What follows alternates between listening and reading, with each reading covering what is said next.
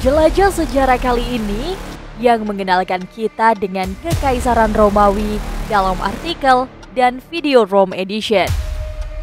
Kita mulai mengenal Kekaisaran Romawi dari tapal-tapal batas.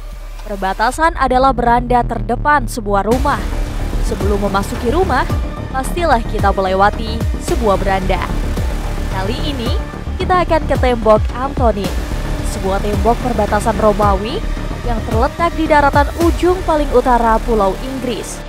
Tembok yang menjadi tapal batas Kekaisaran Romawi paling utara di Pulau Inggris. Sekaligus benteng pertahanan setelah tembok Hadrian yang kita bahas pada pembahasan sebelumnya. Tetapi, tembok ini hanya dipakai tidak ada satu dekade. Dibuktikan dengan mundurnya garnisun Legend Romawi ke tembok Hadrian yang terletak di sebelah selatan tembok Antonin. Jadi, apa sebenarnya fungsi tembok Antonin? Siapa yang membangunnya?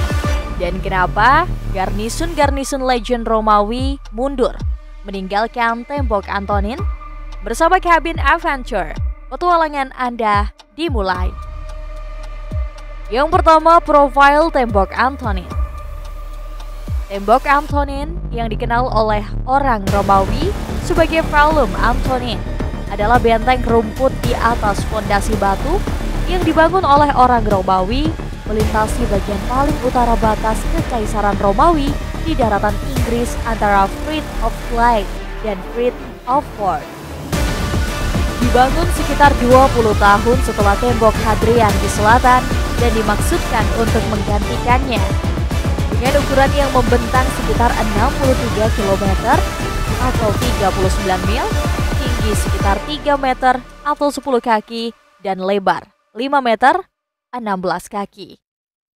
Selain berfungsi sebagai tapal batas, tembok ini rencananya akan difungsikan sebagai benteng pertahanan dari serangan suku-suku barbar di utara Inggris. Terbukti dengan didirikannya benteng-benteng sebagai pos pasukan yang menjaga tembok Antonin. Ada 19 benteng yang terdapat di tembok Antonin.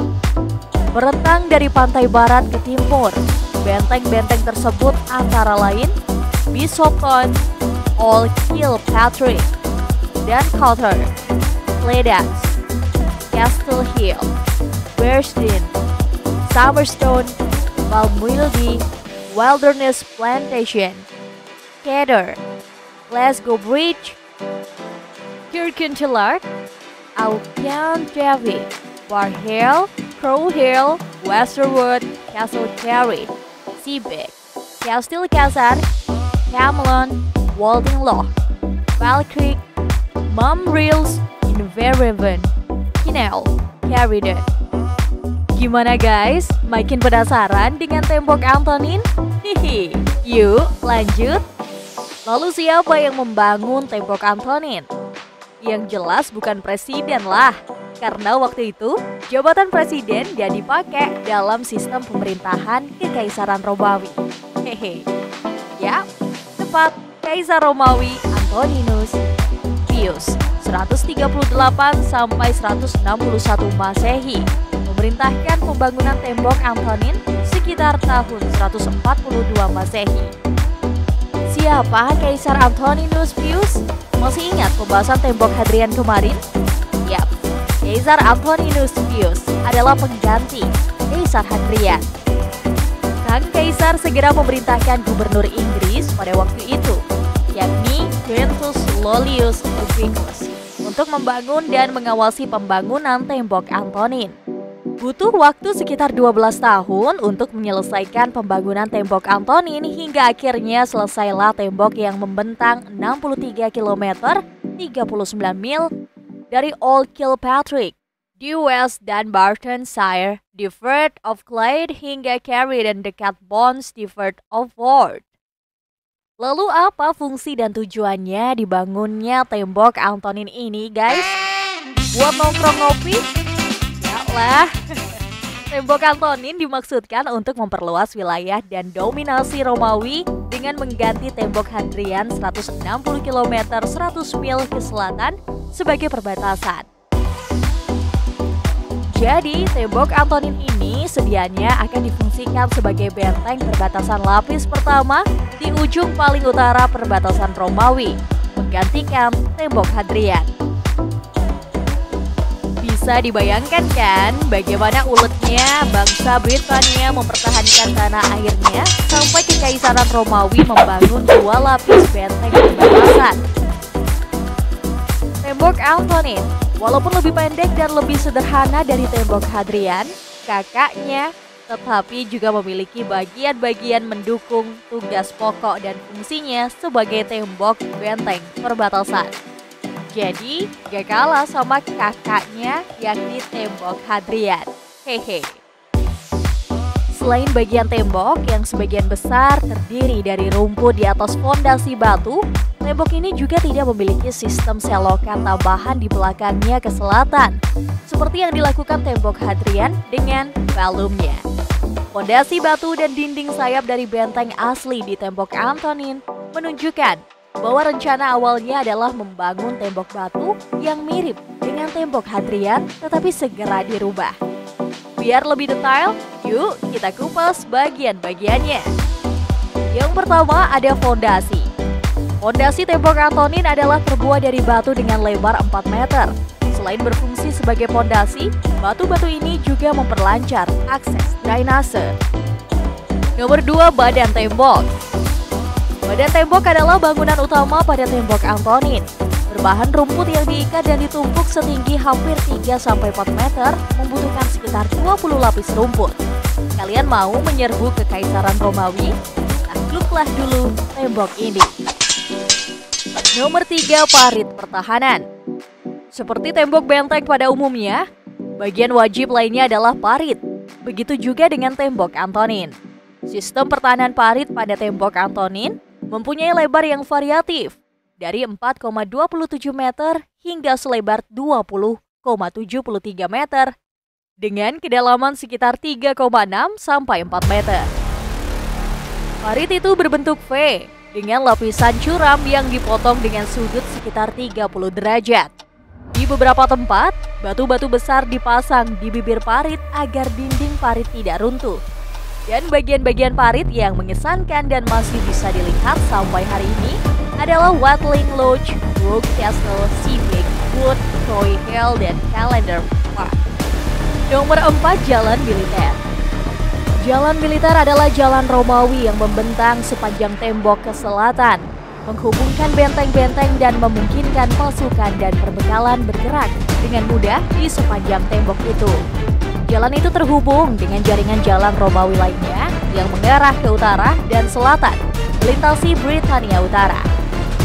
Jalan ini berada pada jarak rata-rata sekitar 40 meter dari benteng dengan lebar 5-5,4 meter dan dibuat melengkung untuk memungkinkan drainase air ke saluran pembuangan yang dipasang di kedua sisinya. Tempat terbaik untuk melihat sisa-sisa jalan militer saat ini adalah Seabeck's Wood. Nomor 5, benteng. Benteng inilah adalah bagian utama tembok Antonin selain badan tembok. Terdapat 19 benteng yang dibangun secara berkala di sepanjang tembok. Di antara mereka menampung 6.000 sampai 7.000 orang yang ditempatkan di tembok. Dibandingkan dengan benteng lain di seluruh Inggris dan kekaisarannya, termasuk yang ada di tembok Hadrian di selatan, benteng tembok Antonin rata-rata lebih kecil dari biasanya. Semua mengikuti desain dasar Romawi, bentuk persegi panjang kartu remi klasik dengan sudut yang bulat. Benteng sendiri terdiri dari beberapa bagian, seperti jalan utama, Via Principalis, yang membentang dari gerbang ke gerbang di sepanjang sisi benteng, dan jalan sekunder, Via Praetoria dan Via Decumana yang masing-masing menuju gerbang depan dan belakang. Di tengah benteng terdapat gedung markas Principia, di dekatnya terletak di rumah komandan dan keluarganya, Praetorium, dan lumbung, cukup besar untuk menampung berbagai persediaan makanan selama setahun. Tempat terbaik untuk melihat sisa-sisa benteng dan pemandian saat ini adalah Rock Castle, Bar Hill, dan Bear's Den. Nomor 5, jebakan musuh, Villa dan Chibi. jebakan babi? Bukan, ini adalah jebakan untuk musuh yang menyerbu tembok Antonin dari sisi utara. Di benteng Rogue Castle, kalian dapat melihat fitur unik tembok sejenis perangkap manusia yang dikenal sebagai Lilia. Lubang oval besar di sebelah utara parit dan gundukan luar ini mungkin merupakan garis pertahanan pertama dari ancaman yang datang dari utara. Anak buah Julius Caesar menyebut lubang seperti ini sebagai Lilia atau Lili karena bentuknya. Lucu ya guys, kalau menyerbu malam hari nggak bawa senter auto nyungsep tuh. Sekarang, tembok Antonin menjadi destinasi wisata yang terkenal di Inggris Utara, Skotlandia, dan mampu mendatangkan ribuan wisatawan setiap tahunnya. Ditambah dengan ditetapkannya tembok Antonin sebagai situs warisan budaya dunia atau UNESCO. Buat kalian yang ingin berwisata ke tembok Antonin, saran admin banyakin informasi ya guys. Kalian bisa kunjungi link berikut ini untuk info seputar wisata tembok Antonin lebih lengkap. Satu lagi pesan admin, jaga tembok Antonin dan situs warisan sejarah kita. Salam kabin.